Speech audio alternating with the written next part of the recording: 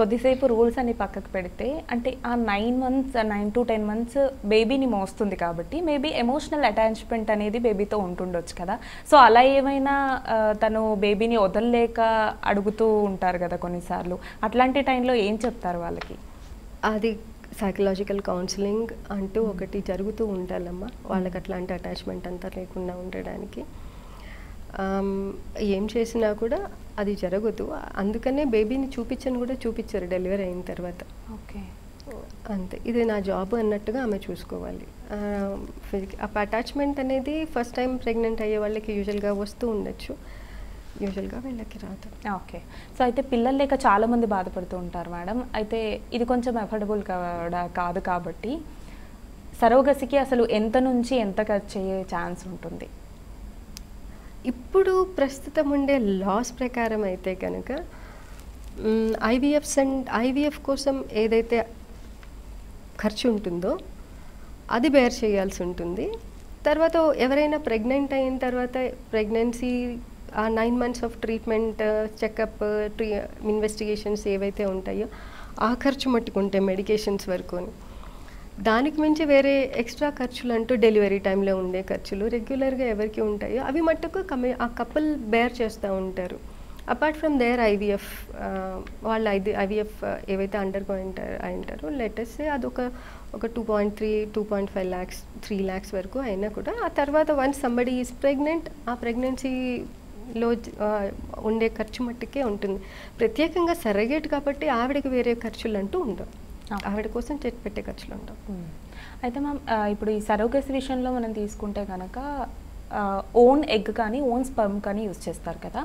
అంటే డోనర్ని తీసుకోవాల్సి వచ్చినప్పుడు ఎట్లాంటి పరిమితులు ఉంటాయి? అంటే ఎట్లాంటి మనం డాక్యుమెంట్స్ అనేవి ప్రిపేర్ చేసుకోవాల్సి ఉంటుంది?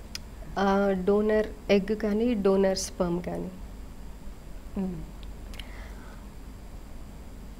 డోనర్ ఎగ్ ఉంటే కనుక దానికి కూడా లీగల్ డోనర్ ఎగ్ వరకు తీసుకునేటప్పుడు మటుకు మనకి పొరపాటున కూడా డోనర్ గురించి ఏమీ తెలిసి ఉండదు. డోనర్ని చూసేది ఒక క్లినీషియన్ మట్టుకే, ఎవరైతే డాక్టర్ గారు ఉంటారో తనే చూస్తారు. డోనర్ని చూస్తాము అండ్ తన ప్రొఫైల్ ఒక డోనర్ని మనం తీసుకోవాలి అంటే కూడా ART registered, government registered ART banks ఉంటాయి. వాళ్ళకి ఈ కపుల్కి చెప్పి ఆవిడ ఫీచర్స్, ఆవిడ ప్రొఫైల్ ఏదైతే ఉంటుందో అది మనం వాళ్ళకి పంపిస్తే, బ్యాంకుకి పంపిస్తే బ్యాంక్ తన సిమిలర్ ప్రొఫైల్ ఉండేలాగా తన height, weight, hair colour, eye colour, blood group ఇవన్నీ మ్యాచ్ అవుతూ ఉండే ఒక డోనర్ వాళ్ళ దగ్గరికి వచ్చినప్పుడు ఆ ప్రొఫైల్ని, ఆ డోనర్ని మన దగ్గరికి పంపిస్తారు. ఐవీఎఫ్ చేసే డాక్టర్ గారు పేషెంట్ని కూడా చూసి ఉండింటారు కాబట్టి తనతో మ్యాచ్ అవుతుందా లేదా, తినకి ఎగ్స్ అంతా మంచిగానే ఉన్నాయా లేదా, ఏజ్ అండర్ 35 ఉందా లేదా, ఇవన్నీ చూసుకుంటాం. దానికి ఏమి ఇన్ఫెక్షన్స్ స్క్రీన్ చేసి ఉంటారు కంప్లీట్గా.